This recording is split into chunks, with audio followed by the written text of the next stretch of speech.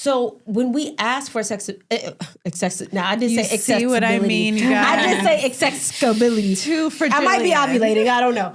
People don't come into a room if they're like redhead and only talk about their experience as a redhead. Because the way I want to be next to Michael B. Jordan. Girl, this is our fourth podcast, and every single podcast she is manifesting this moment. At that point, I had, I think, a little under 1,000 followers. Yeah. I was like, nobody knows who I am at all. Yeah. And so their sleuthing is unmatched. It's giving Carmen Sandiego. And then he starts singing. And literally as he started singing, I said to myself in my head, uh-oh, I fucked up.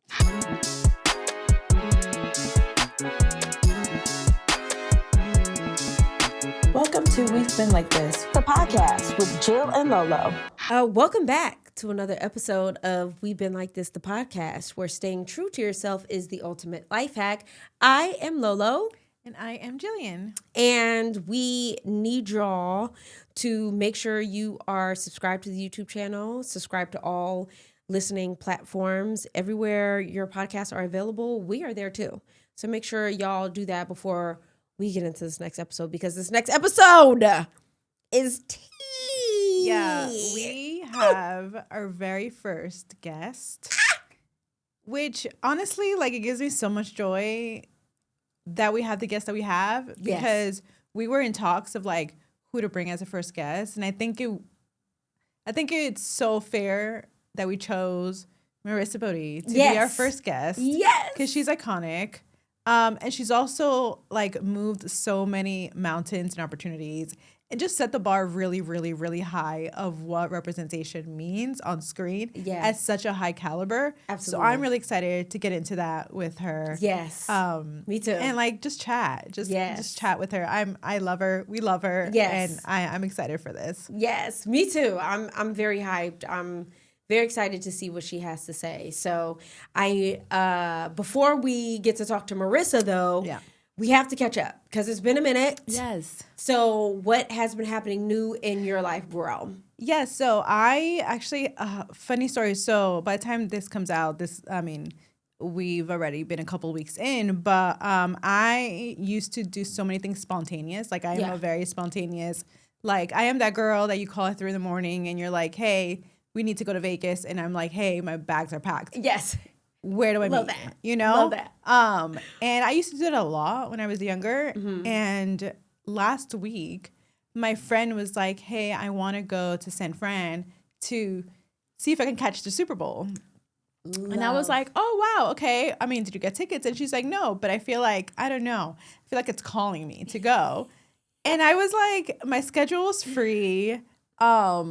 And I was like, you know what? This year is so special, especially the Super Bowl is so special for the Latin community. Absolutely. That I felt like I just needed to be in the area. Love that. To celebrate at the same time. And I was like, you know what? If everything aligns, like if everything literally like magically aligns, then I'll go. I think that's where I'm kind of a type A. Like I will spontaneously do something, but I also have to like really pay attention to the universe and really pay attention to the intention of why I'm doing this. Right. And everything genuinely really aligned. Like the hotel aligned. The someone to look after my dog aligned. Oh, wow. I got paid that day spontaneously. That aligned because it is an expense that I was going to be like taking, you know? Of course. And I was like, I'm going to invest in myself to have a fun moment. Oh, you know? so good. Because we're always thinking about investing in ourselves for like work or career moves. Yeah. But very rarely, at least I can speak in personal experience, very rarely do I invest in myself for like, just to have fun, you know, just to like take a breather and take a vacation. That's actually a bar because a lot of people don't. We get so like kind of like we were talking about in our last episode. It's like we get so caught up in the hustle culture and hustle, dream, life, that like we forget that the point of the dream is to also have fun. Yeah. Like we're hustling so hard to make time and space for the fun. So the fact that you actually intentionally did it and it ended up just like universally working out it was so beautiful. Awesome. It was validating also because on the trip too, like I got to reunite with people who I haven't seen in a long time. Oh, love that. And we got to be in a joyous space and just like the Super Bowl alone, the moment and how much it signified for my community, but the symbolism and the unity and the, we're living in such scary times, at least, through my eyes, that like, it was just a moment that we all like had a moment to breathe together. Yeah. Like in unison. Yeah. And I felt that, like I felt the shift in air a little bit, and it was so beautiful. Good. Yeah. Oh, that's so good. And I don't know, it just sparked a little like, I don't know, sazon back into my life, Period. But yeah, that's what I did this weekend. I love that. That is incredible. Good for you. Yeah. The Super Bowl halftime show was tea. I absolutely loved it. The theatrics, the wardrobe, the dancing. It was just so good. It was so good. Yeah. How was what did you do this week? So the biggest thing for me, and I don't know if I'm gonna have mentioned this by now by the time this episode comes out, but the biggest thing for me is that I'm moving. Yes. I am moving into a new apartment. Okay. It's happening. You're moving alone. Because you had like someone living with you, like a friend living with you. Yes. Now you're moving alone. Yes, I am moving alone. I am excited, yet still a little nervous. Sure. And especially, as people with disabilities, when people live with us, there's certain things that you don't have to like think about or worry about because you're with someone who's safe. There's a safe environment because it's home and all the different things. I think it actually goes with everyone too. Like when you're living with somebody, right? You're depending on literally having a body there. Literally, like a soul is living with you. So even the most minimal thing is just like someone is there to talk to. Exactly. Or just like, oh, I'm too tired to do the dishes. I know they're going to do it. Never mind. Like I'm not going to worry about it. Yeah. Or like certain things like, taking out the trash or getting waters or whatever the case is. So, I think that's the part that does feel a little bit more nerve-wracking again because, I haven't lived on my own in a while, like a few years. So doing this again is just like, okay, what is this gonna be like? What does this look like now? And again, there's not like the person that you'd be like, hey, I'm out. Should I grab paper towels or not? Like, it's just like everything's back on me. But I am excited about it because it is going to be something that I feel like now at 38, I'm like, this is the time. Like, we can't have no more roommate energy. You know what I mean? Like, we're in our grown woman era, And so I feel like that's what's calling me even louder than anything else is just entering this era of my womanhood that is like much more mature, got it together. It's just like me. Now, granted, no shade to people that have roommates, especially living in LA. Especially millennials, we were fucked. Yes. So like anybody who is our age or older who have roommates, like no shade, we understand. Literally. We get it. Literally. And honestly, it's like if I could have gone longer under the circumstances, I probably could. But just the way everything, It aligned. Yeah. And so I am excited to see like who this new version of Lolo is going to be. I'm excited like this for grown you. woman era. Like I got a velvet couch.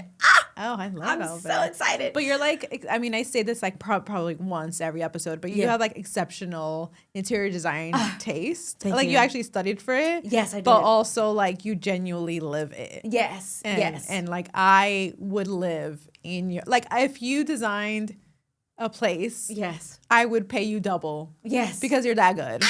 Like for real. Like I cannot talk enough about the experience that you bring when someone visits your place. It's like a full interactive, immersive, smell, touch, all of it. Yeah. Everything. When you come to the new spot, once I really get her up and going, it's going to be a whole different experience. It's going to be, I believe it, so different because it's going to be all me. So I get to really curate it like in and out, from the through foundation. And through, top to bottom. Like I'm so excited for you. Thank you, girl. That's so exciting. I love that, and I love that it. Funny enough, that so weeds into the topic. Yes. Of audacity. Yes. To try. Literally, you had the audacity to try to move out, and you're doing it. And I'm doing it, yeah. And it's really such an empowering thing to know that you're at least willing enough to try.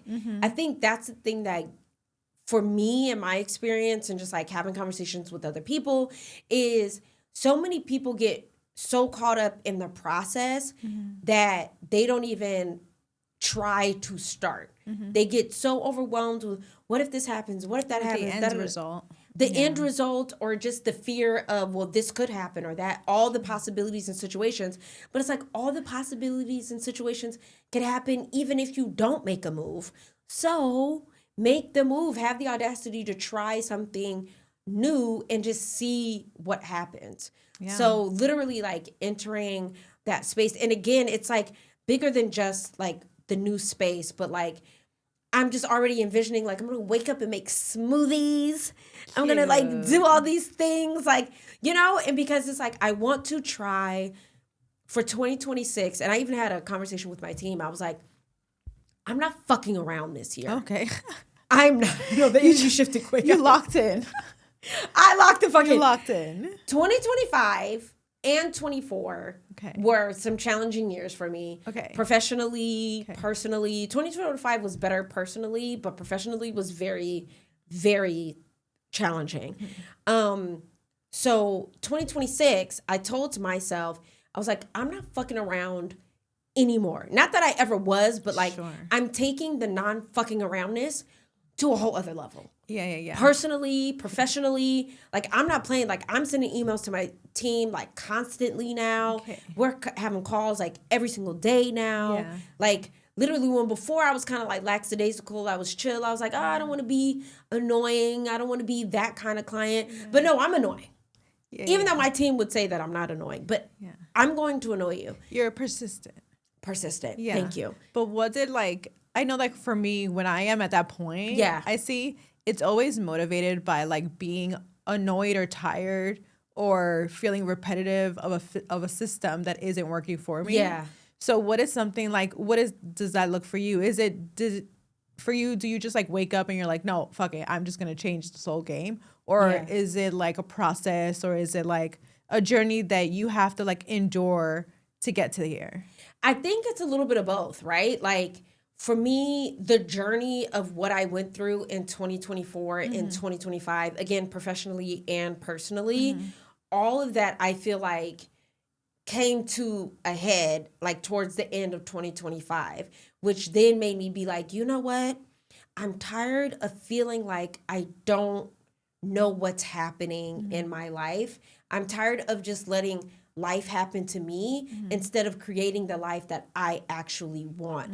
And in fairness, I got a little comfortable with the Sasson kind of life that I was living, that I thought it was going to be there forever. Sure. And so the fact that it wasn't is when it was like the first like, uh-oh. But then I was like, oh, but things are going to change. Everything's going to... No, it did not. Yeah. So for 2025, I was like, okay, going into the new year, I am diligently and persistently going to make sure I create what I want for myself to happen, so that way I can eventually coast within the next couple of years after that. But without like the right foundation, personally and professionally, any little opportunity that pops up sounds great. Any little chance to do something cool sounds great. And then you look back and like, that didn't serve me. Yeah. That didn't make a difference. That didn't move the needle towards what it was that I was trying to do with my life. So fuck that. I'm not, no. Yeah. It's like leaning into being intentional of what you choose. And I was actually having this conversation with my best friend about it, of like taking the energy and using it in a way that's going to serve you, instead of taking the energy and either complaining about it or leading it with fear or leading it with negativity. It's like, okay, you can do that, but you can't like keep going with that, because you're going to be comfortable in that space and then genuinely not do anything about it. So it's not fair to you. Yeah. But it's also not fair to the talent that you have. Yeah. You know? Ooh, that's a bar. And that's, and that I think we genuinely need to recognize where we do succeed. Yeah. You know, and give that space to flourish and give that space to spread, you know? Yeah. Especially if it not only helps you, but if it helps like a huge community. And I think what we both have in common is that no matter what we do, like no matter what jobs we do, no matter what spaces we enter, it is like a signal of strength and it is a signal of rebelliousness, you know? Absolutely. It is political to be us. Yes. You know? And in the spaces, and I feel like if you don't see that, like you're not going to succeed in a way. Right. Because you're so worried about failing and you're so worried about making this mistake. And I'd rather make the mistake and learn from it. Period. And I'd rather make the mistake and be like, okay, this is what happened when I tried, but at least I tried. Yes. You know? And at least I thought it was going to work, right? Because you always go into things thinking it's going to work for you, right? And then when you notice that it's not working in the way that you probably planned or perceived, I think that's the moment where you have to like really look in yourself and like check up on like what was the intention put back, like why am I here, why did I choose to be here, you know? And if you want to keep going down that path, then find a different path, you know? But it's important to check on yourself. For sure. Because you have to check in on yourself to say, okay, how did I get to this point? Whatever the point is where you're really, and there is no way of like actually knowing it. It's truly is like a feeling that you're just like, I've had enough. It's like when, like I just saw this really funny video about when people's social batteries die. Like, so I'm going to describe it because it's really funny. So she's like in a group of people. It's a skit too. So it's a group of people. They're all just casually talking about nothing. And then out the blue, she goes, okay, I've had enough. I'm done.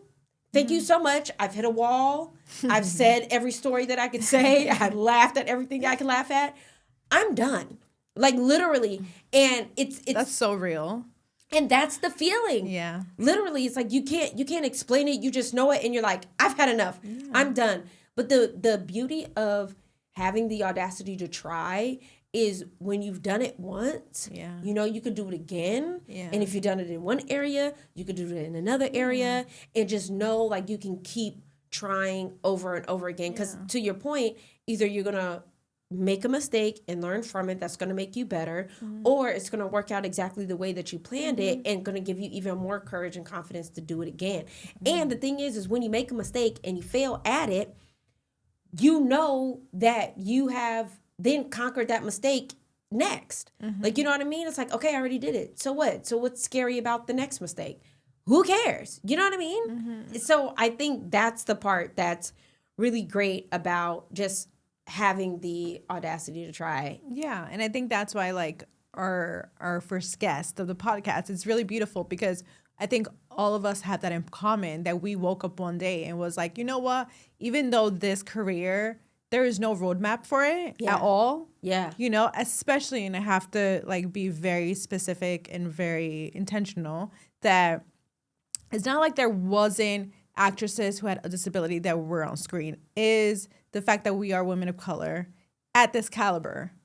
You know? It's the caliber for me. Right. It's the caliber. And thinking about like, I actually know that I can get there. Yes. And I'm going to have that audacity to get there. Yeah. To try. Yeah. But to also in our hearts knew that we knew the road and how to build that. Yes. You know? So I'm just so excited to be able to talk to Marissa about her trying and succeeding. Yes. And like, this is such a success story for her, and it's going to continue to be a success story for all of us. Yes. But I'm excited to have her. Yes, me too. Yeah. Okay, let's talk to Marissa. All right. Oh my God. I'm so excited. I'm so excited for today. Okay. Our first guest ever. Who would have thought we would have been in this situation? I didn't realize I was the first guest ever. Yes. Wait, we're not done. Of course. No. We have the intro, iconicness of our first guest. And if you guys just got a preview hint of the voice in the background, hint, you know who it is. But I could literally cry right now because I love her so much, and she is the best. Absolutely. And we went down a list of people of like who we wanted. Yes. For at least 3 hours long. Yes. And then we were like, you know what? Fuck it. Do it. Why don't we start with somebody super iconic and someone we know, Okay, because, you know. Okay. And so we have here the beautiful Marissa Bode. Yeah. Hi. So now you know what the voice was and who the voice was. Exactly. Yeah. So we're gonna read a little bio on Marissa, just in case anybody out there is just discovering her right this second. You are a disabled actress based in Los Angeles. Most notable for the iconic, in my mind, #1 movie of the fucking century, Wicked and Wicked for Good. You actually been acting since the age of 8, just in case people second guessed or tried it. And you've been working on musicals and plays, and you also self-written, self-directed, self-produced, a short film called You're Adorable that has been accepted into the 2021 Wisconsin Film Festival. This is true. Thank you so much for being here, Marissa. Thank you for joining us. I'm honored to be the first guest. I know, yay. This is making us very excited because to have all 3 of us in a room is, first of all, legendary and iconic just within itself. But to be able to really talk about the topic of having the audacity to try, it was just like you were the absolute best guest to bring in for today. So we wanted to know, what was the moment you went for something that you knew wasn't built for or written for you? Honestly, I think just existing the second that I became disabled, to be completely honest with you. I felt immediately the shift of how differently I was treated. I think especially as a tween, I was 11 when I first became disabled. And I think tweens are already so self-conscious of how many eyes you have on you. Please don't remind us. Completely. And so like the staring, I think as a 11-year-old is what really got me like immediately. It's just like, why is everybody looking at me like this? Yeah. Like, yeah. It's still strange to me of how people Like you were hyper aware of it. Yeah. I think it was more heightened, to be honest. Now, I would say I don't care, but it depends on the day. If I'm having like a great day, like whatever. But if it's not, I'm like, but people might be staring at you for a different reason now. Well, now it is a little bit different so in that way. How is that? But I can never tell, to be completely honest with you. That's actually fair. Completely fair. That's fair. Completely fair. Because I be feeling the same way sometimes too. I'm like, what are they looking at? And then like 30 seconds later, like, oh my God, I love you on sex apps. I'm like, oh, okay. Well, don't do that either. Yeah. I mean, like, I don't mind it. I will say I'm a very anxious person. And sometimes, a lot of the time, being perceived in general, especially like in public spaces, I can feel anxious about. No fault really to other people, but sometimes I like to be anonymous. A lot of the time I like to be anonymous. I still mask in public, both for like, a lot of the time anyways. I'm not perfect at masking, but I do mask a lot for both health reasons, but also like anonymity reasons as well. Oh, that's fair. Yeah. So how has that been though? Like trying to mask and then like. Honestly, I recognize more when, of course, in the times that I don't wear a mask, but there definitely have been a few times where I am wearing a mask and people still say hello. And I was like, how did you know it was me? And I was like, oh wait, I am in a wheelchair. So I think that's one big giveaway for sure. And that narrows it down a little bit. Yeah. And then for those who are listening, she doesn't mean like a literal mask. It's a literal mask. She's talking about actual mask. A physical mask. Like a physical COVID mask. Yes. Oh, is that what you mean? Yes, that's what she meant. Oh, I thought you meant like just the term masking, like I well, like trying to that's like in there sometimes too. That's in there too. Yeah, no, but she meant like a physical COVID mask. Physical, copy. Yeah. That threw me for a loop. Yeah. I think I know that because I've hung out with you outside with the mask on. With the mask, yes. Yeah. Fair. But also it's your eyes. You have such beautiful eyes at people and your hair. But also truly, I'm just gonna keep like putting you on the highest pedestal here. That part.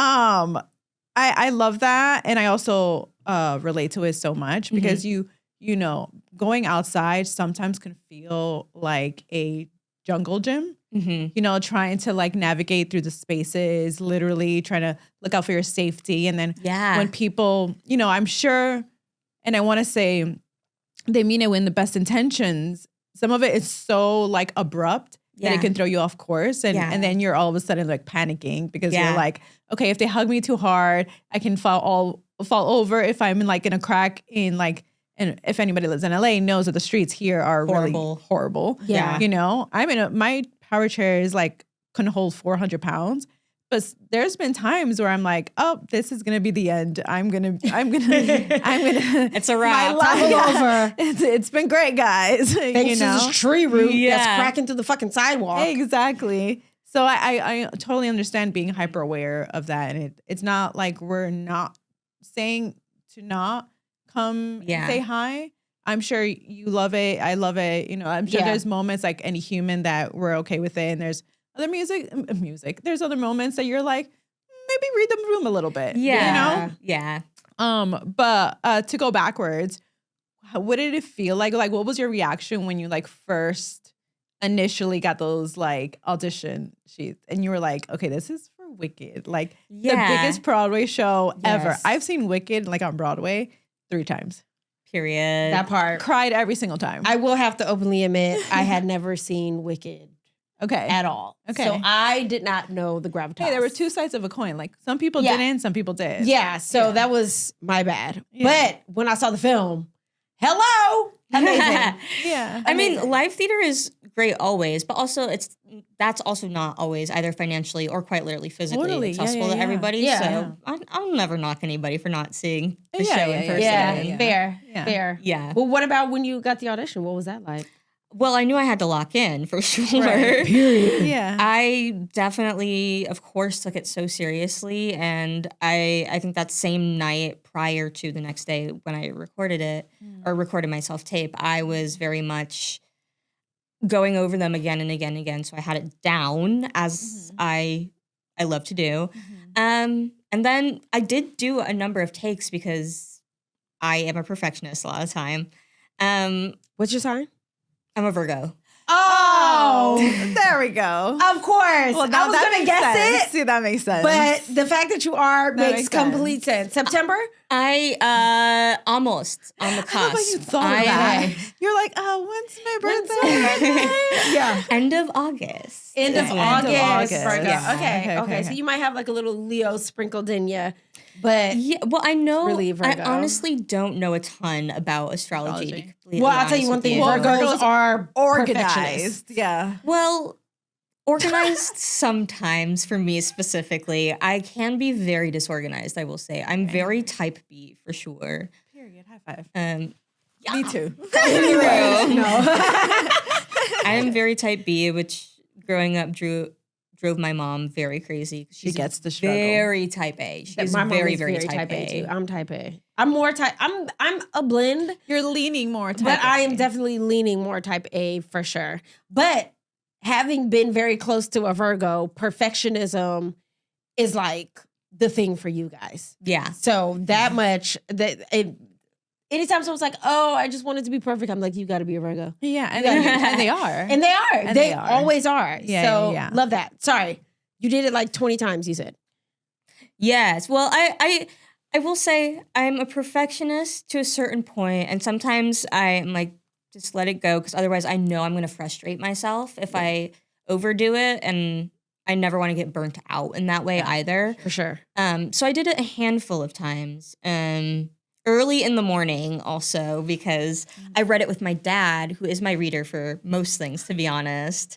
And he's in Wisconsin, so there's a 2-hour difference. And so we were fiddling around to try to time everything and sent it in that morning, got a call back at work via phone call, which I did not. What was the timestamp on that? Was it that same week? Was it a month later?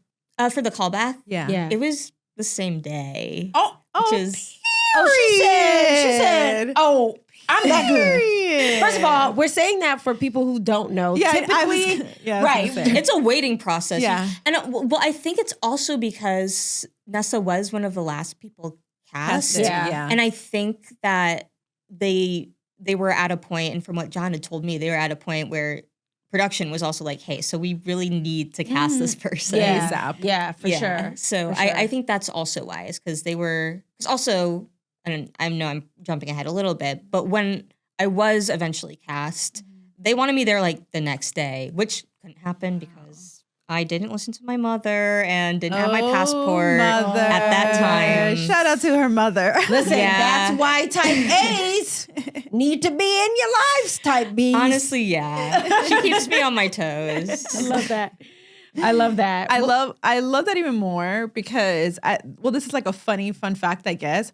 We all had that in common where we all auditioned for Nessarose. We did. And it was so funny because I remember that year, the way my agency kept hounding me for this audition. And I remember telling them, I can't sing for shit. Literally. Like, I am not a singer at all. And I'd rather someone who genuinely can sing. Right. To take this role. Like, this role is iconic. And then I knew the cast ahead of time. So I was like, are you kidding me? Like, this is crazy. Yeah. And they just kept asking. And I was like, guys, I know there is someone out there. Like, I eventually sent in my videos just so they can like shut up about it. Yeah. But then I called you and I asked you the same question. You're like, oh yeah, I'm also auditioning too. Because literally that was the same thing. So what a lot of people don't know, or what I remember from it, at least at that time, is that there was a big, wide casting call for the role of Nessarose because they wanted the character to be authentically disabled and a wheelchair user. And unfortunately, because Hollywood is the way that it's already set up, there wasn't enough people to audition to make it happen. So they had to make it like a super wide casting call. Yeah. And so I remember people were hitting me up on Instagram, sending it to me. I had like people I hadn't talked to in years texting me like, hey, I just saw this, looking for a wheelchair user. And me, having not ever seen the play, I'm like, what is this Wicked thing? Why is everyone telling me to do Wicked? This is really, and then it said, oh, you should be able to sing. And so then when my team finally hit me up, same reaction as Jill. I was like, I can't sing. I was like, I can hold a note, but I can't sing. Right. And they was like, bitch, good enough.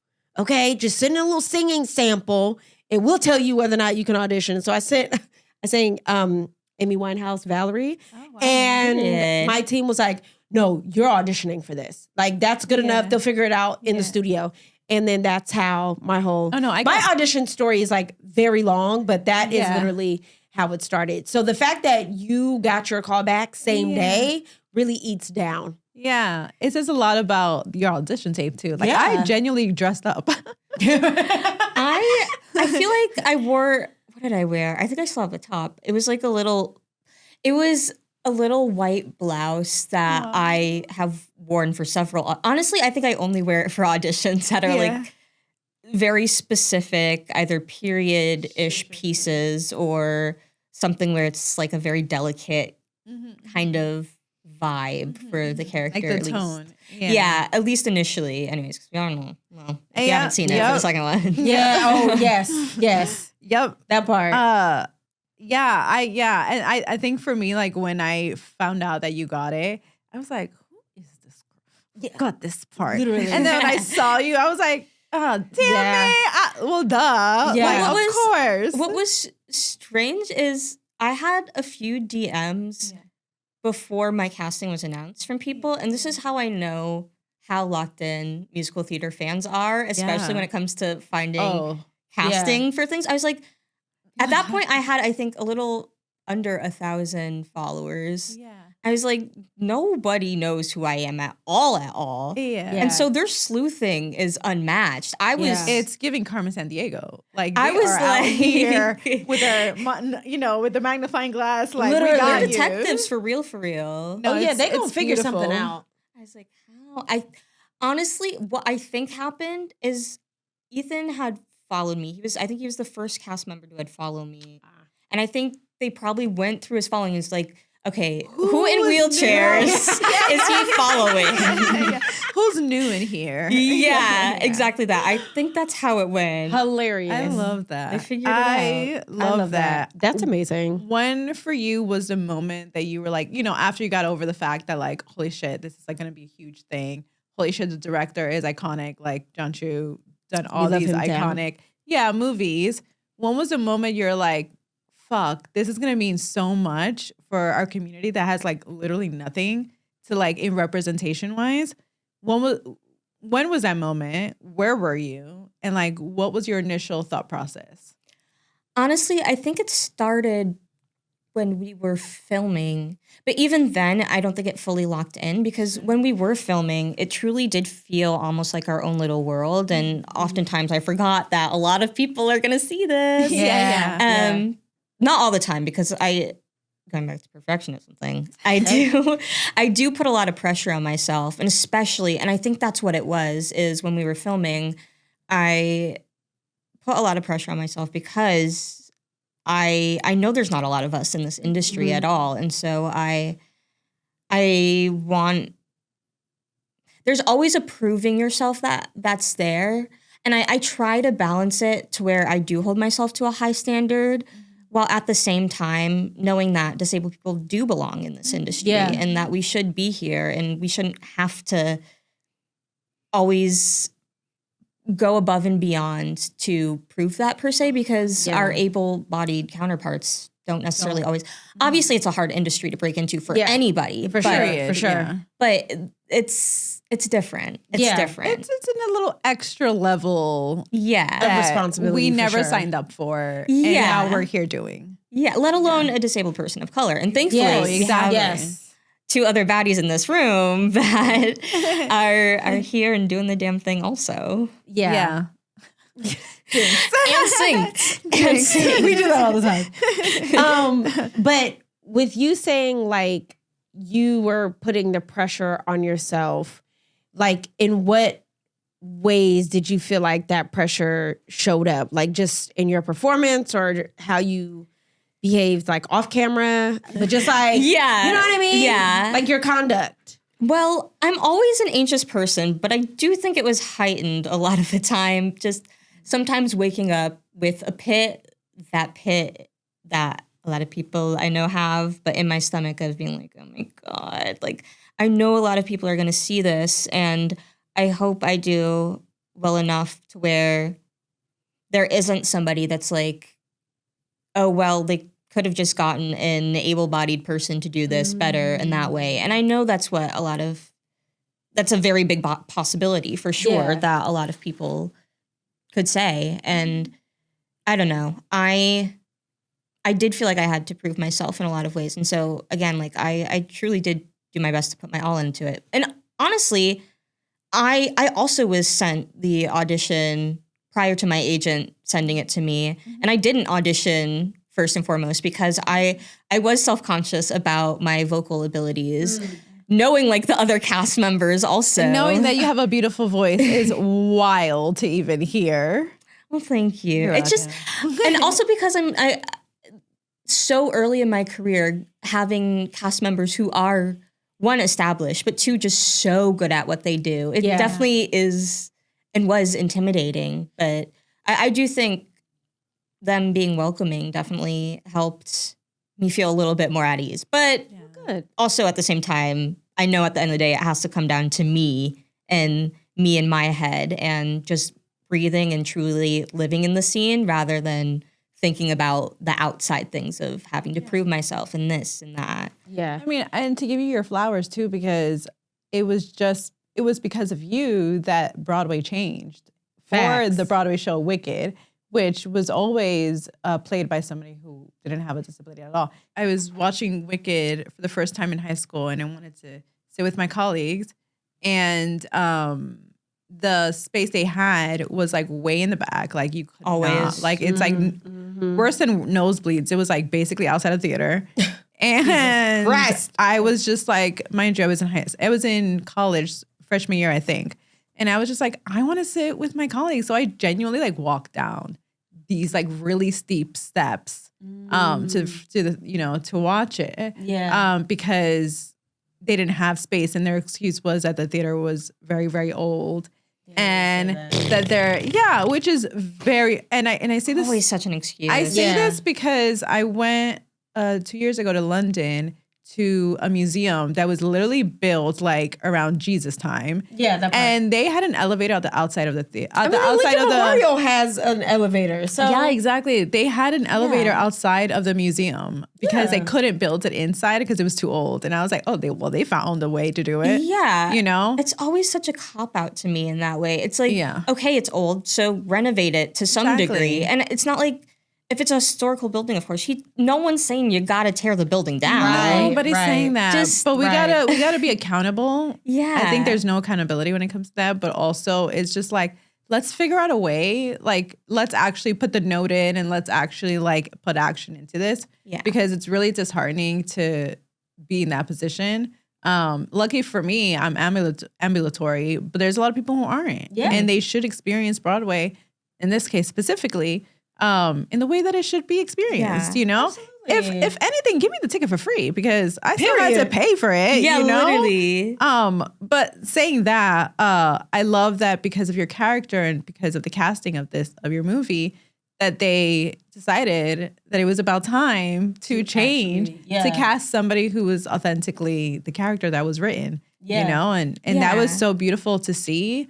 Because again, I saw the Broadway show like 1,000 times at this point, and have yet to see the new and improved version. Yeah, I haven't seen it yet. But I love that so much, and I think that probably, at least for me, is like the biggest point of representation is actually changing policy for the community. Yeah, and well, I also have to give props, of course, to casting in general for, in general, just looking for somebody, whether, again, like, and I'm sure you guys feel similarly, if it wasn't me, I just wanted it to be somebody who was disabled in one way or another. So I give a lot of love to casting in general, and I would love to see more of it.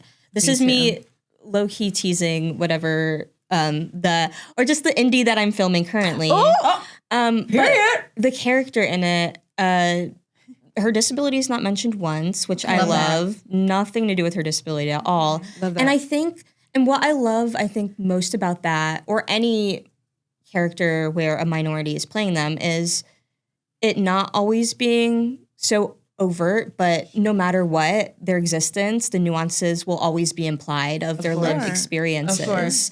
And the layers of their character, and them being a minority will always add an extra layer one way or another. It's who you are. It's literally you present yourself like that, you know? And I think that people don't come into a room if they're like redhead and only talk about their experience as a redhead. Totally. Literally. You know, like they just happen to be a redhead having experiences as a redhead, you know? Completely. But it's not the focal point, and I think a lot of people don't understand it.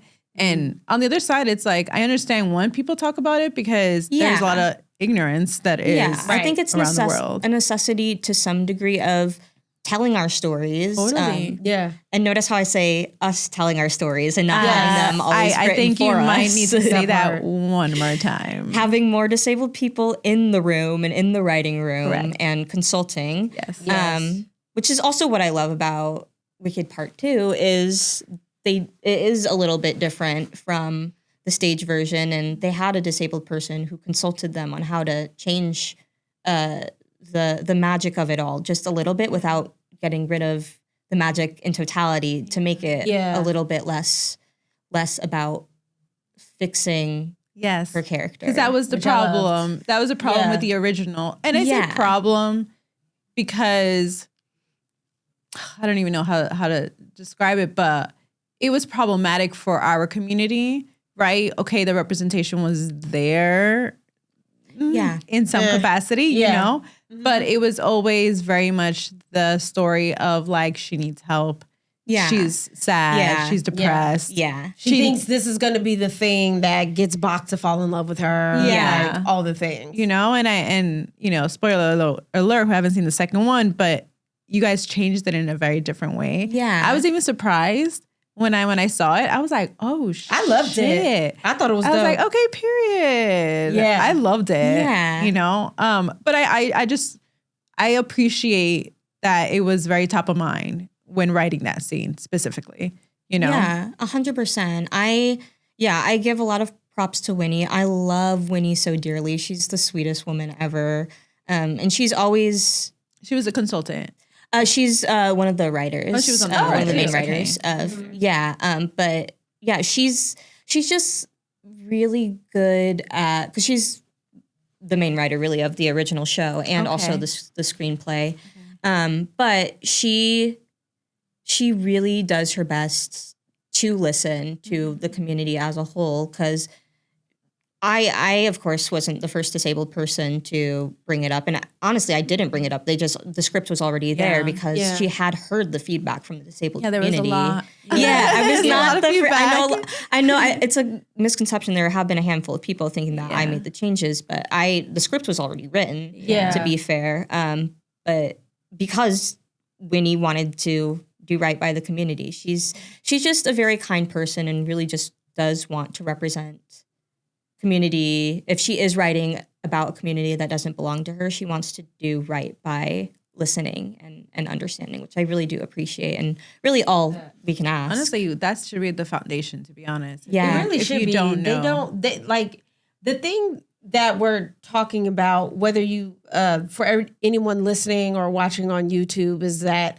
what we're really talking about are things that don't ever happen in Hollywood when it comes to disability representation in film and TV. Like, yes, it has happened, obviously, because we have the projects we've worked on and everything like that. But what you're explaining, Marissa, is something that is unique to the scale of the type of film that it is. Typically, like, indie films sometimes like get it more right just because it's smaller crews, smaller casts, and typically they don't expect like indie films to really go past like film festival markets, right? But for something at this scale with this kind of cast, that they took this much time doing an open casting call to try and get it right, did changes to the script to make sure that it was right, does speak a lot to the experience that you got to have on set and in this production that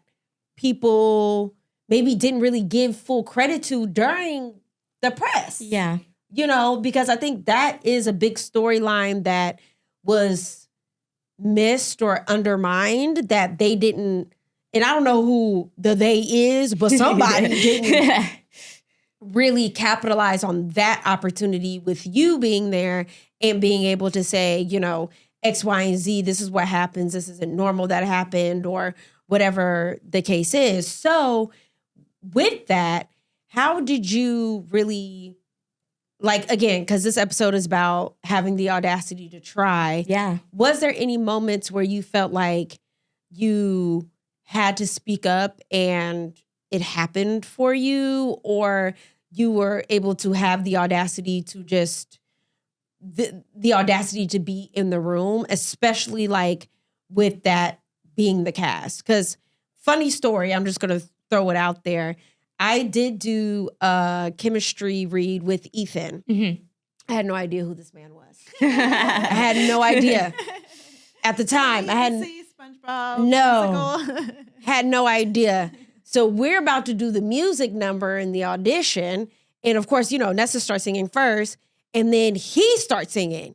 And literally, as he started singing, I said to myself in my head, "Uh-oh, I fucked up. I got in too deep. I don't think I'm supposed to be here. This man is singing his ass off." And I was so scared. And like, I literally felt like I fucked up. I was like, fuck, this is what I get just doing stuff that I'm not supposed to be doing.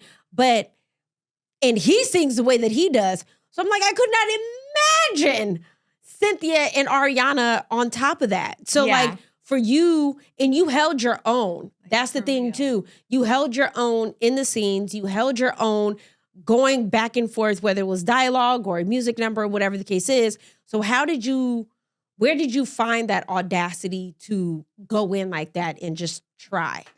Yeah. I mean, I felt for the most part, and I knew it was something that I need to obviously develop and flesh out, but for the most part, I felt good about my acting abilities, but it really was the music that I was the most self-conscious of. And honestly, same with Ethan. He was literally somebody I rehearsed, the first cast member I rehearsed with, specifically and especially vocally. And he's Ethan Slater. So I was very intimidated by his vocals for sure. Yeah. And just so self-conscious about it. And I think what gave me the more confidence anyways to try was the music department itself and the vocal coaches within the music department, of reminding me that it's okay if your voice does crack. That's what rehearsal's for. Yeah. It's okay to not sound great every single time you're singing a song, but we can't get there and get to a place where you grow as a vocalist if you're not willing to make those mistakes in rehearsal first and foremost. Oh, wow. So it honestly took a little bit of prodding because I was so self-conscious of sounding horrible that I didn't always, when it came to like getting to higher notes, I would just stop. I would just like stop the line, and they're like, you can do this. And my voice did crack several times for sure. Yeah. But it took a lot of vocal warm-ups, and also again just going for it enough times to where eventually the muscle can grow in that way.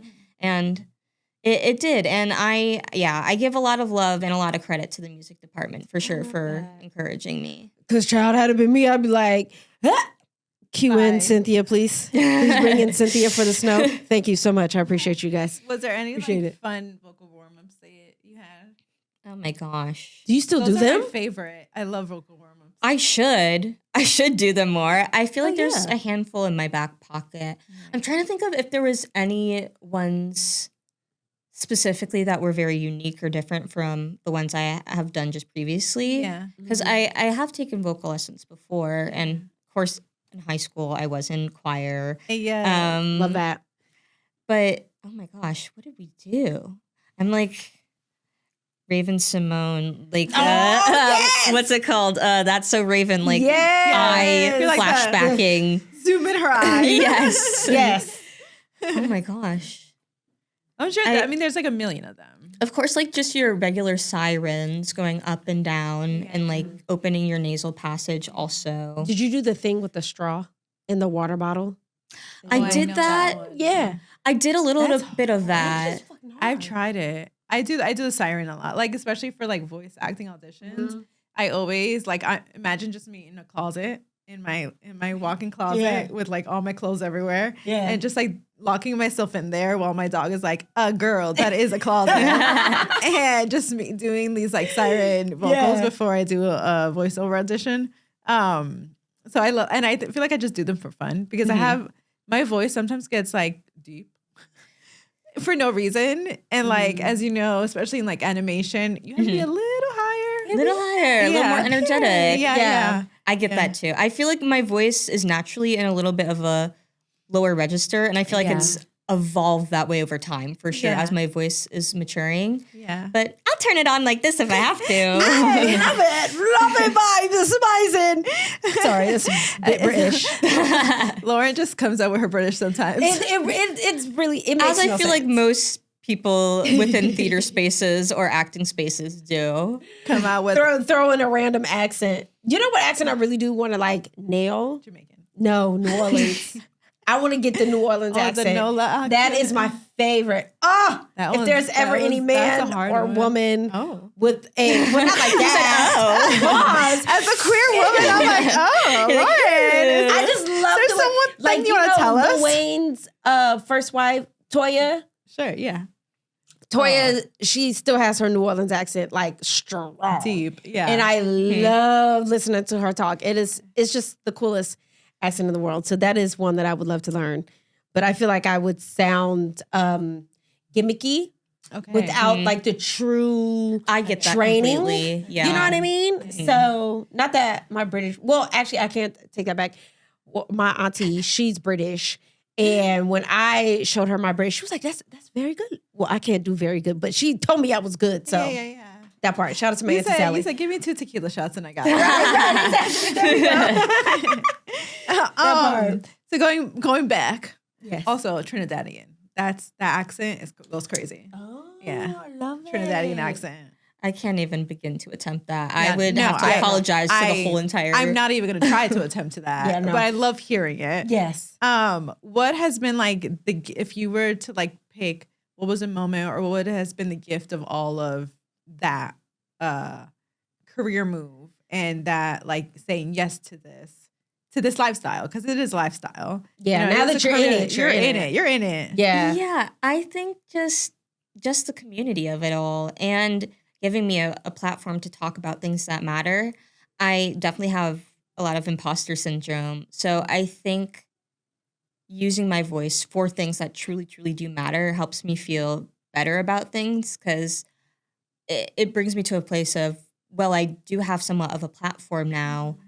I think it feels like my duty to use it in a way that benefits other people. And it helps me feel a little bit less self-serving or just like that I'm doing something that's meaningful and making an impact in one way or another. I think Do you feel, is the weight of that responsibility your own, or do you feel like because of the... I was scary. I was literally going to say something like that. It's Okay. That's really scary. Because you guys are hive we mind. have No, conversations I'm like, what the hell? all the time about what it means to be disabled and having these opportunities of like, sometimes I don't want the responsibility to speak up about something or say advocate, anything or have whatever the fuck. Sometimes I just want to exist and show me putting on my makeup. You know, I really get annoyed when my makeup routines don't do as good as like my advocacy content. Honestly, it pisses me off. Yeah. So for you, do you feel the weight of that responsibility being because you genuinely want to and it's like the next level or pivot of your calling? Or do you feel like because of the visibility you have now that it can hold weight? Yeah, it can hold weight. So now you feel like you have to speak out about things that matter to you. I think it's a little bit of both, especially because when I talk about using my platform, I do my best anyways to do it intersectionally. So I'm not just talking about disability. I'm talking about other things like fuck ICE, Free Palestine, like other things Let like it melt. Yeah, exactly. So and when I am talking about that, I also do my best to share and uplift voices specifically that do belong to those communities because I never want to overspeak on a community that I'm not a part of. And yeah, I think there is a balance and a fine line between talking about disability always, because especially, and we were talking about my TikTok a little bit before It's recording. my favorite. It's like when I want to like leave this planet. I love that. And just like have someone else take the wheel. I'm like, let's see what Marissa said today. I love that. I get comments sometimes that are like, this feels like we're on FaceTime because love that. That's actually even better because, I can go in a dissertation about TikTok, but I feel like that connects you more with your audiences because it's not so like glammed up. It's not so like perfected or whatever. Exactly. Even though you're a Virgo, but it's not, it's very like, I'm genuinely calling you on FaceTime and be like, girl, I just need to rant right now. Do you have the space for me to rant? Like, that's what I feel like you do watching your videos. Yeah. And so I think for me, it's truly just balancing it in the way of speaking when I truly feel like there's something to add to a conversation or it feels like I experienced shitty ableism and I feel like I have to talk about it.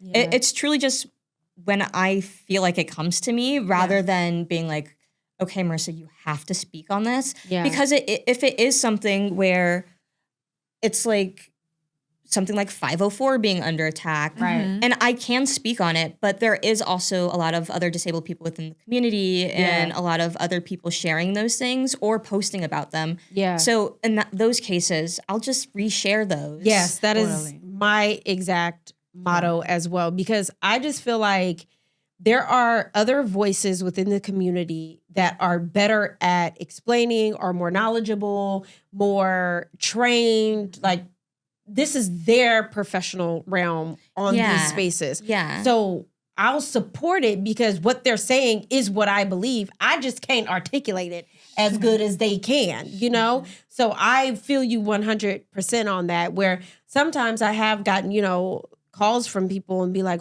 are you going to speak out on this? Or are you going to speak up on this? And I'm just like, let me tell you guys something. Okay.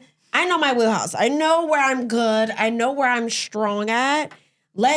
Get somebody else to do it. Yeah. I will support, I will repost and all the other things.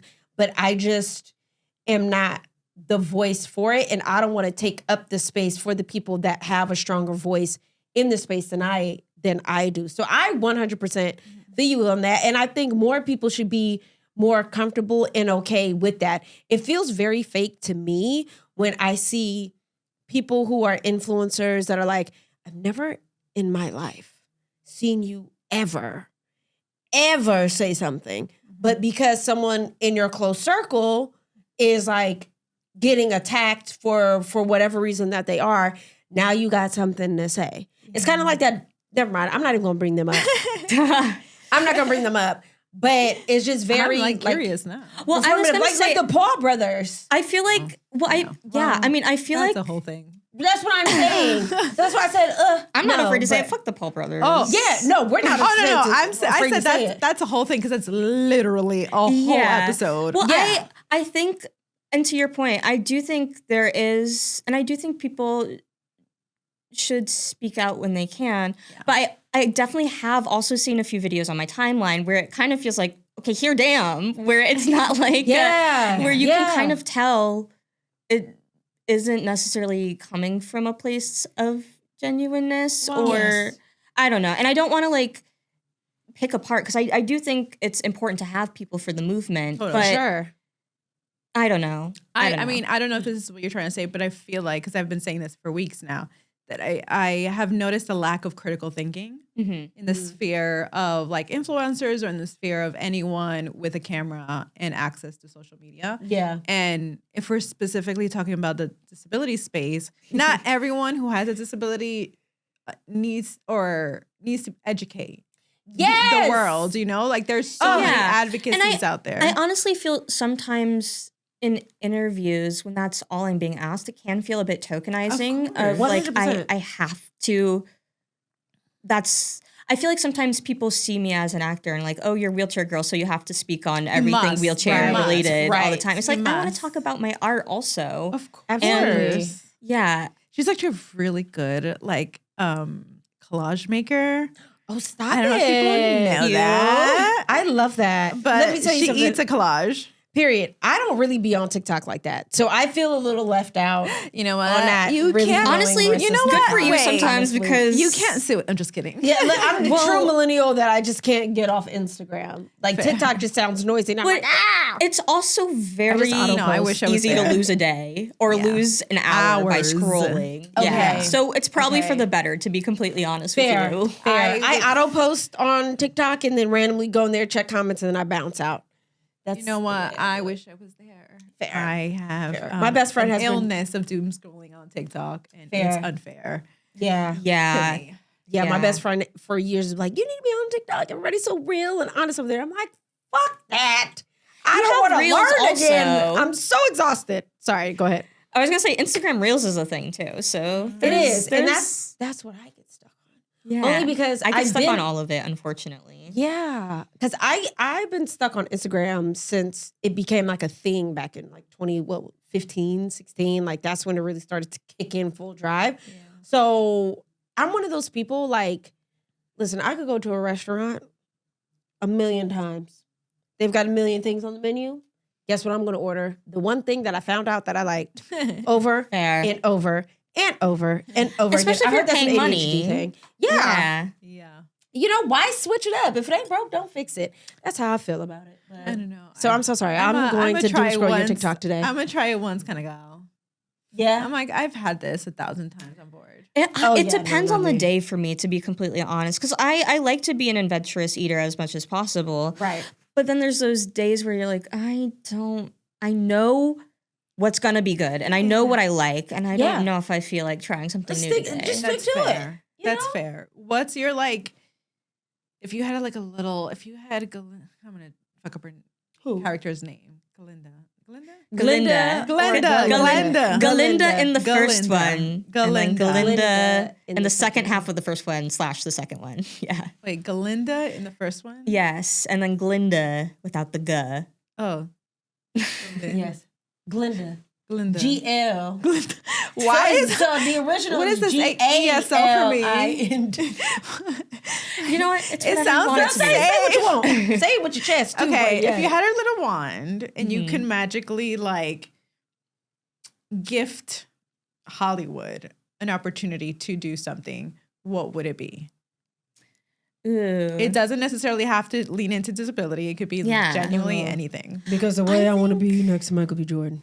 Girl, this is our 4th podcast, and every single podcast, she is manifesting this moment. Put it out into the universe. Listen, I've already met him and said something, so we just got to keep it going. You got to bat your eyes every time. Be like, hey, so. Oh no, don't do that. Don't do that. Yeah, no, I would look crazy. Sorry, go ahead. What was the question? The gift. You were the gift to Hollywood. Like, what would be? Yeah, I think again going back to intersectionality, just having an open mind when it comes to casting and not being so fixed in whatever you envision in your brain for every project. I do think, of course, like Wicked, when there is a role specifically like Nessa, where it's integral to the story to have somebody who is authentically written to be a specific character, either disability-wise or ethnically, I think it's important to cast somebody that way. But I think continuing to ask the question of why not and truly having an open mind as a casting director, or if it's indie, whoever is like writing a script or whatever the casting process is, to continue to ask the question, why not? And honestly, I think that's the beauty of storytelling and art to begin with, is not only challenging your own mind, but challenging the mind of others as well. To, if you are casting somebody who maybe you didn't envision in your brain first and foremost, that's probably maybe similar to other audience members, and it's challenging their minds as well. Sitting in a theater, seeing somebody who you don't always see on screen, or maybe you wouldn't have thought would be for that part. And I think a lot of the time, life imitates art, and vice versa. I'm always saying that. So I think the more we challenge those odds, the less we stereotype one another, the less we put one another into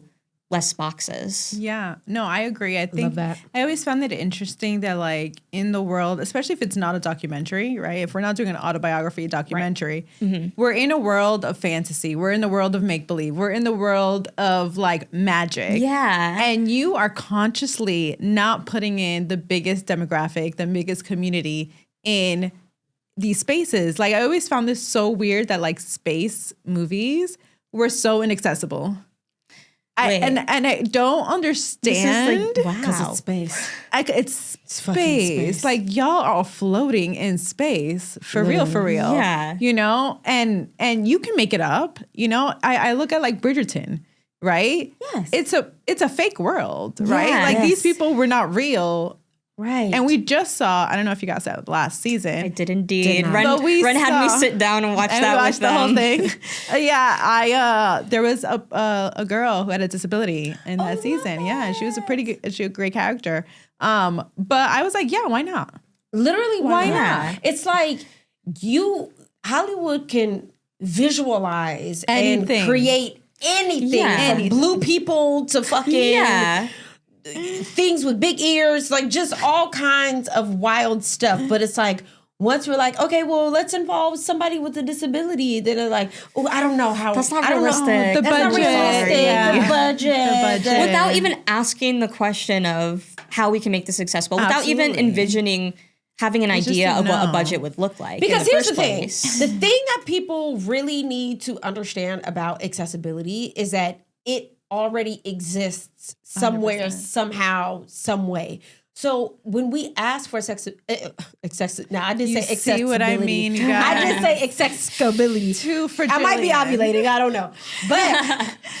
But when we ask for accessibility, it's not anything that we're asking to have to be built from the ground up to get in fucking Einstein himself again and like invent some shit. Like, it's literally, hey, we need this step to go away. Well, how do we do that?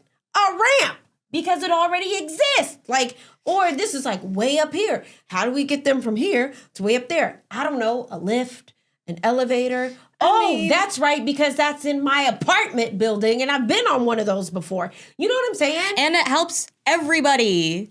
Everybody. You think the fucking crew wants to carry hundreds and thousands of pounds of equipment up 7 flights of stairs?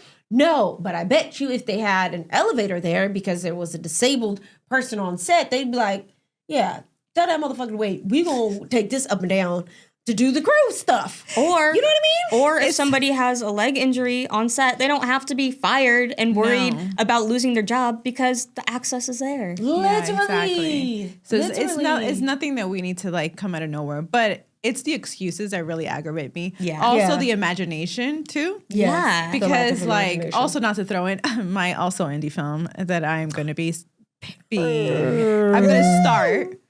Period. Let's go. Shout out to everybody being booked. We'll be sad. Okay. But I'm a biochemist. Yes. Of course you are. You know? As you should be. Right. Like, that. Why aren't there firefighters? Why aren't there astronauts? Why Honestly, aren't there... I think sometimes, I think that's sometimes why people talk to us like we're 3 years old is because they don't see us and existing that's fair. in that way. Yeah, exactly. Yeah, for sure.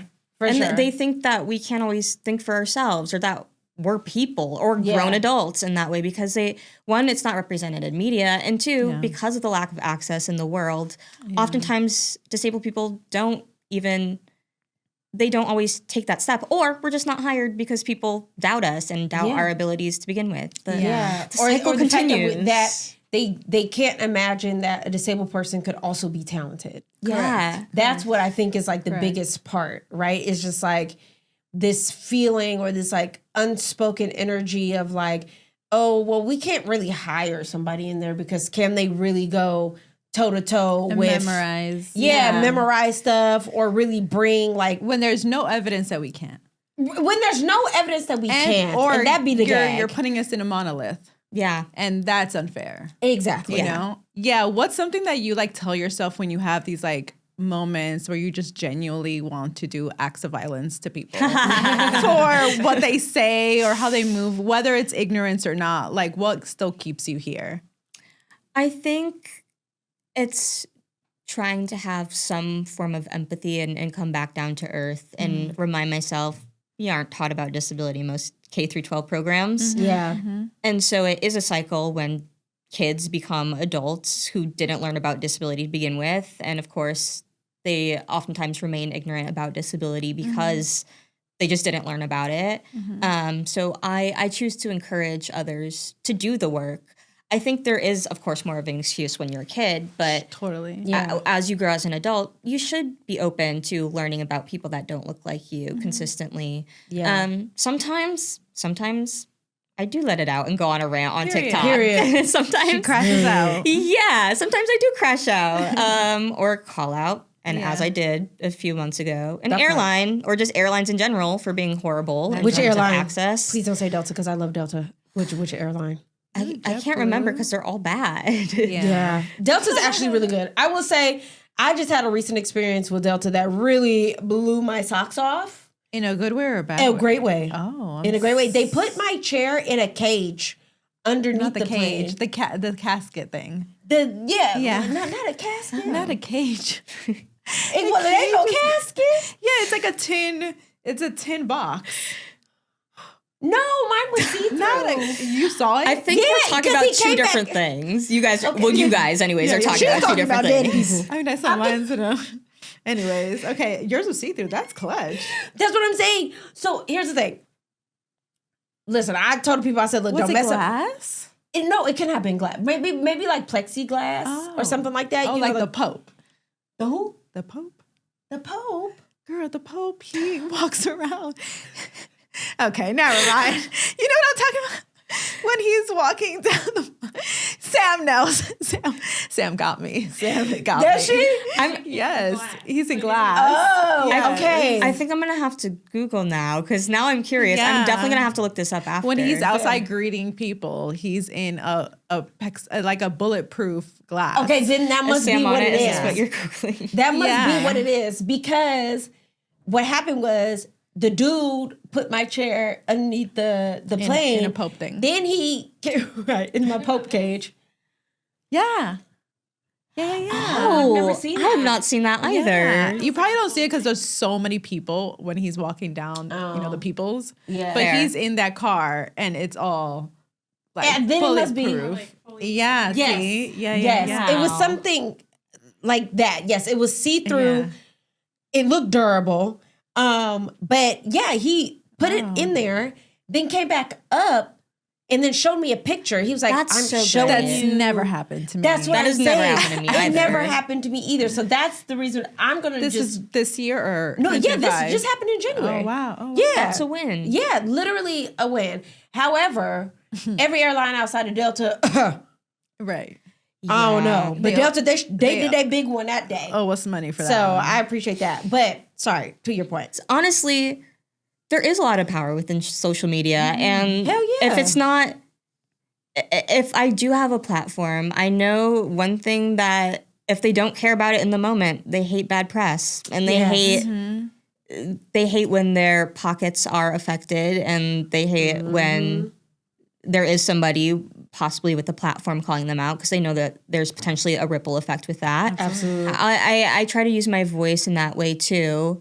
But yeah, it's definitely a balance of knowing when to fight which battles for Yeah, sure. for sure. And honestly, sometimes when I have the energy or not, because even with that, because honestly, almost every single time I fly, it's just not a good experience. Whether it is my chair not being held with care, or again, them talking to me like I'm 3 years old, if they decide to talk to me at all. Right. that part. Yeah. So it's knowing when to choose when I have the energy to just use my voice in that way. That is absolutely fair. And Yeah. wow, can I write a whole dissertation about my experience, period. Yeah. No, that's Taking anywhere in the world. I kid you not. It's not just the US. It's like literally worldwide effect. But because this is not a sad.com podcast, that part. I'm gonna keep it light with the next question on Yes. Because what this was definitely what she wanted to know. who has Ain't nothing been on like point. the coolest fucking person that slid through your DMs that it took a minute for you to be like, Ew. wait, what?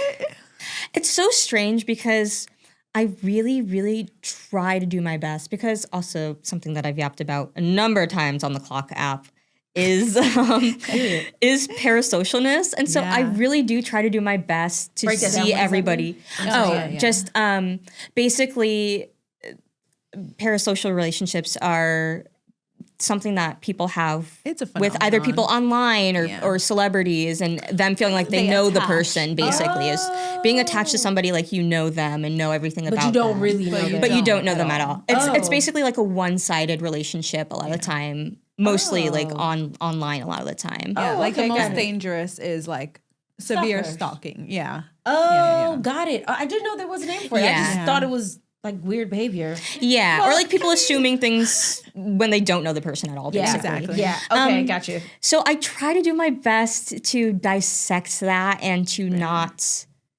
and see everybody as just a person. Sure. Yeah, of course. But then either I get to an event and I see people that I've seen on my screen for forever, and I am a deer in headlights. Yeah. Love that. Or sometimes I'll get a follow and I'm like, why are you following me? You're the coolest person ever. Like, Hello. why am I here?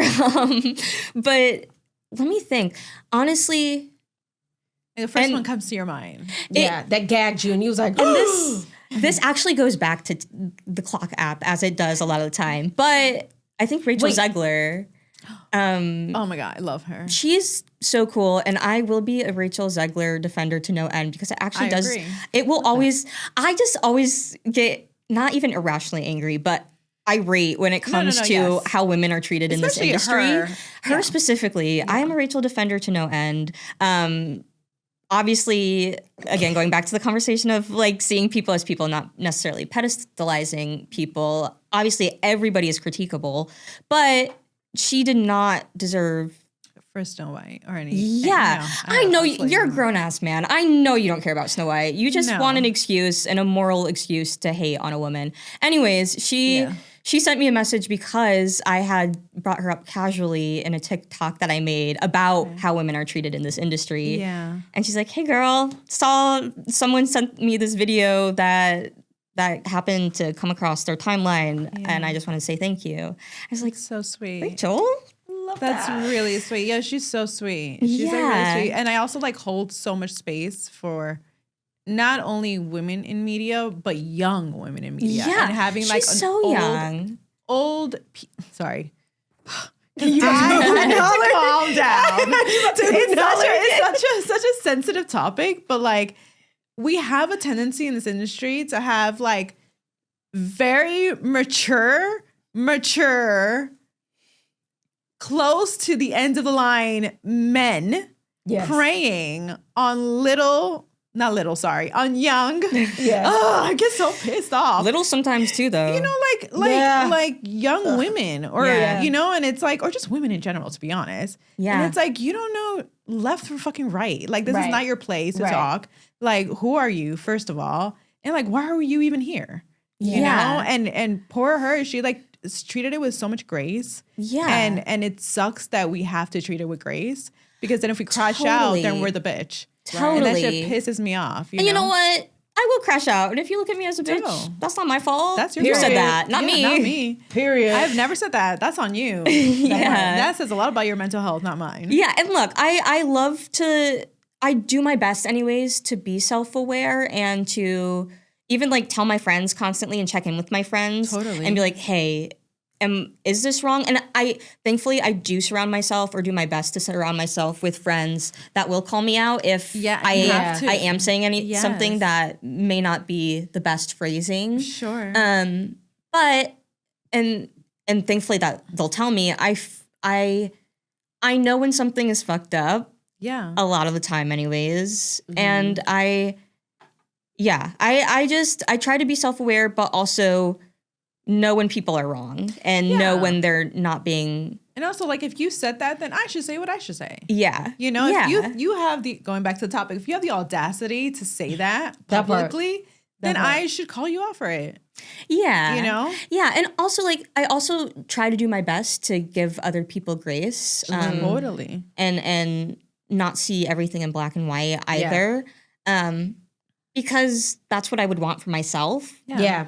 And again, that goes back to parasocial relationships when people are taking like 2-second clips and running with them of a person they've never talked to and probably will never be able to clarify or have a conversation with. I try to do my best to do that with other people. And that's why I get so angry when people are so hateful towards women online or just in general from a 1-second clip or from a moment when they don't know this person at all. They don't know this person at all. And that's the dangerous part about social media, right? Is like, that's the catch-22 is where it's great that there are more voices out there to speak up about certain things, certain topics, their feelings, their opinions on whatever the hell is going on. Yeah. But that's also the downside because there's so many people saying so much shit that is loud, that's wrong, that is ill-informed and all these different things. But because it may be more salaciously talked about or delivered, then that's the story that runs. And that's who everyone believes is like telling the truth about something, you know? So it is a very tricky like world to be in when you are the person with the voice, to be able to discern, to be like, no, this is something I need to speak up about. And because I am well informed or I do have a strong opinion about this thing, and I feel like other people should be able to hear what it is that I have to say. Yeah. But to your point, a lot of people will take a little 2-second clip and then be like, you know, I've seen like certain products get attacked for certain claims. And it's like, but that's not what happened. That's not true. Yeah. They didn't change their ingredients. Like, you know what I mean? Yeah. It's just like, I think it's a lot of the time people almost being eager to be upset and not giving people the benefit of the doubt and actively wanting to see the worst in one another rather than just seeing other people on a human level. Yeah, there's this term somebody had said, especially like when they talk about like Gen Z or whatever, because that's the one right under us, right? As millennials. Gen Z is like somebody said, I can't remember who it was, but they were like, Gen Z is just always committed to be offended. So it's just like this feeling that sometimes comes up of, y'all are just finding something to be offended about or whatever the case is. It's like, let's take a moment and be like, okay, if you're truly offended by it, then yes, speak out, do whatever it is. Yeah. But if you're on the bandwagon of the offense without really doing your research on like what's happening around it, that's when I'm like, that's not cool. Yeah. And that's not fair. And I don't think people should be, speaking up in that way, unless you're going to really be 10 toes down and whatever it is that you're speaking on and standing on. Like Justin said, I don't think it's clocking to you. I'm standing on business. You know what I mean? So, yeah. He was right. He was. It was really clocking. Girl, he's been right about a lot of things. T. Clock it. So our tagline for the podcast is staying true to yourself is the ultimate life hack. So for you, what is your life hack to staying true to yourself? Life hack to staying true to myself. It's just, I think, always reminding myself of my morals at the end of the day and just caring about people and putting people first and foremost. Obviously taking care of myself in between, of course. but reminding myself of what truly matters to me, I think. Yeah. Love that. Well, thank you so much, Marissa. This was a blast. Is there anything that you want to share, you want to plug, you want to promote? Any of the nature? The floor is yours. Say whatever it is you want to say. Plugging my friend's benefit show on the 6th of March. Oh, love that. There's details on my Insta at Marissa_EDOB. Her family home was greatly affected by Hurricane Melissa in Jamaica, and they're still repairing their home in a lot of ways. They had a lot of damage to their home. But attend the benefit show. I'm performing there. I'm performing. What are you performing? Wait, I don't know yet, actually. Okay, We're still brainstorming. Are we singing? Are we I will be singing. Okay. Who knows? I know that they're seeing anyways, and this will be out by the 23rd. So I don't think I'll be spoiling too much. But there potentially might be drag. I would love to join any drag that's happening. But who knows? We'll see. You're going to dress in drag? TBD. I would love to. I have to talk to my friend Ellie, shout out to Ellie. Ellie's such an incredible person. She's one of the kindest, most thoughtful people I know. I love that. But she's one of basically the main organizer of all of it. And I know she's solidifying acts this week, really. But I'll talk to her. But definitely performing and singing at the very least. Love it. But yeah, and there'll be comedy in it. I know there'll be stand-up in it. There'll be other singing performances. My friend's band's going to be playing. But you should go. The details are on my Insta. Okay. Love that. And plug your Instagram one more time, please. Marissa, MARISSA_EDOB. And the clock app? The clock app at the same username. Say easy. I love that because it wasn't until this moment that I realized, the clock app is a real app. I did not know that. Yes. I thought you were like nicknaming it. No, it is a nickname. Yeah, for TikTok. It's it is for TikTok. It's okay. Okay. She's. I'm sorry. No, that's okay. I feel like not everybody. There's clock app is I just call it that. yeah. Oh, because TikTok like a clock. Yes. My God, on today. Also, sorry to anybody else that was confused. I don't think you were the only one. I probably confused some other people. Okay, well, yeah, thanks, guys. Well, yeah. Love that. Well, thank you so much, Marissa. This was a blast. Me. Thank you for being our first guest. I actually think this is my first podcast in person also. Stop! Yeah. For real? Yeah, I think so. I think that's not wrong. We did that. We created the space. We did it. I wouldn't have it any other way. Period. Yay. Thank you, girl. Thank y'all. Okay. Oh my gosh. That was so great. We love Marissa so much. Thank you, Marissa, again for joining our podcast, being our first guest. So much fun.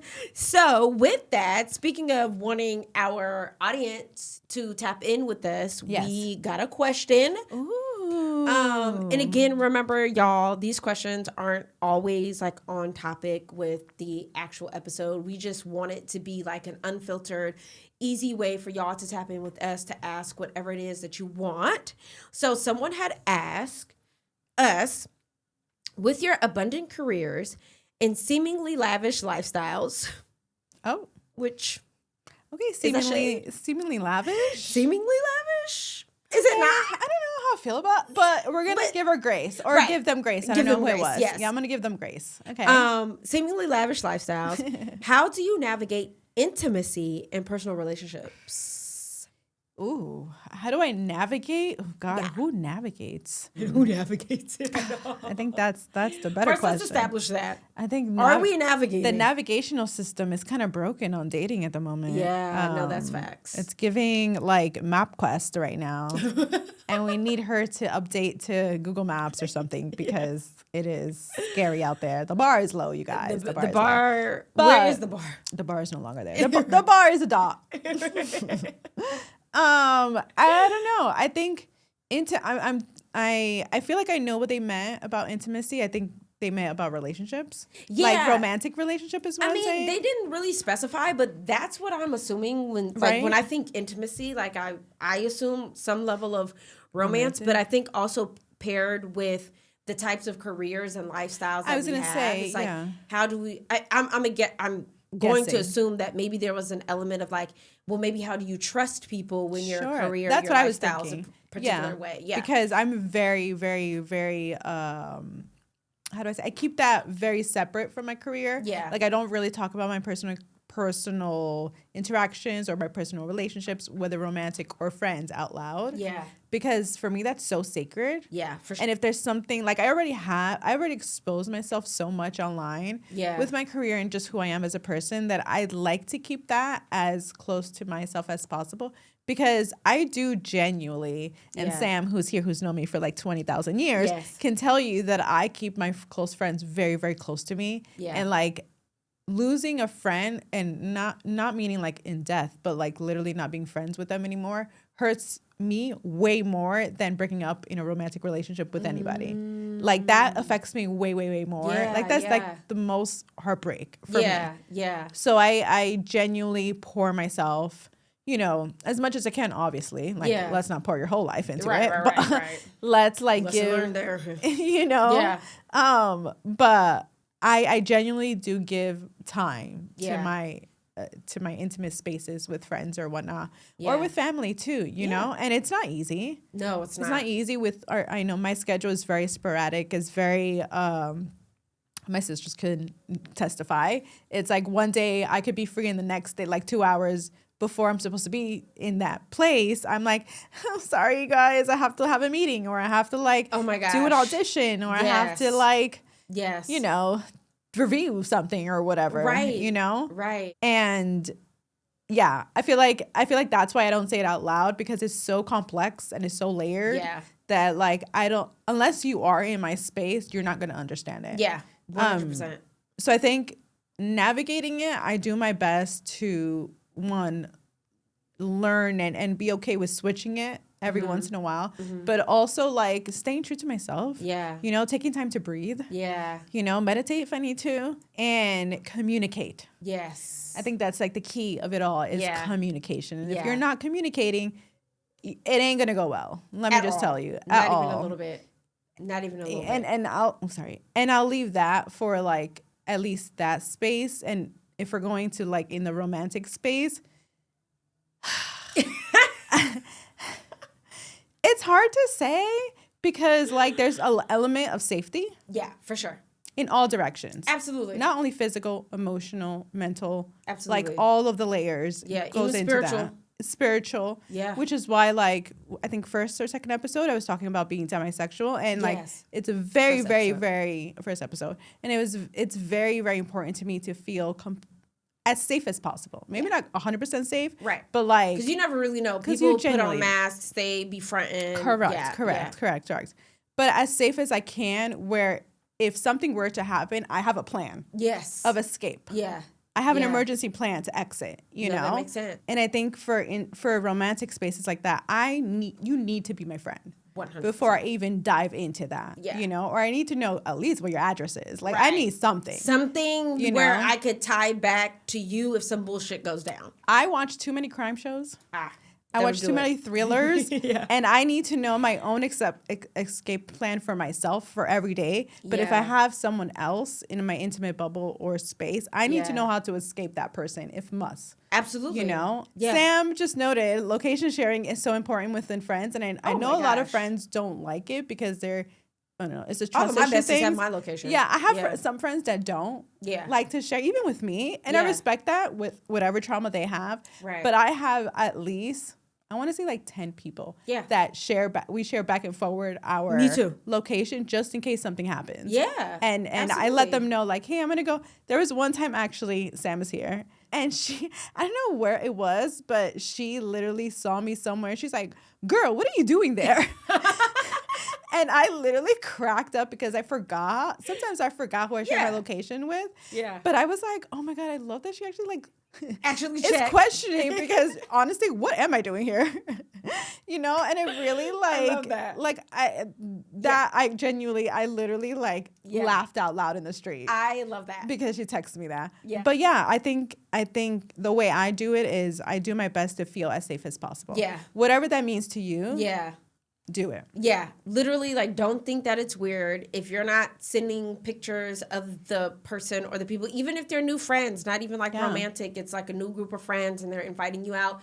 Send them to people you trust. Yeah. Pictures, like you said, send location and everything like that. I think for me, with how career and our seemingly lavish lifestyles, I'm not going to keep throwing shade towards the question, but between our careers and our lifestyles, navigating intimacy and especially romantic, I try and keep those two worlds separate, exactly like you said, because I've had the experience of as soon as I say I'm an actor, then it's, oh, well, what have you been in? Sure. And then when I say what I've been in, then they're like, oh, wait, you was really in a show. Yeah, I think that's very making friends in LA, though. Yeah, and that's the part that I don't like. Yeah. I really hate when people ask me what I do.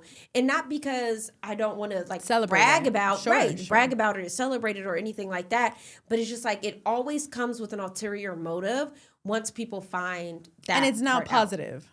It's not a bad interior. It's very user. Yeah. It's because then it's immediately everybody else's brains are oh, wait. So then I can have you here. I can have access to this and I could do this and I could do that. And mind you, I do want to note, because I'm the type of friend, if I go to an event, I will bring a friend with me. Yes. And I would want them to network and I would want them to help your career grow. 100%. But I need to like you. Yes. You need to fit into my ethos. Exactly. My environment that I have curated, that I have gardened and watered and have flowers growing and shit, you know? Yes. I genuinely need you to be there as a person. Yes. As a human person. Literally that. Because if you access that and you have access to this garden that I have flourished, then you will be able to enjoy the fruits of labor. Thrive. For free. Yes.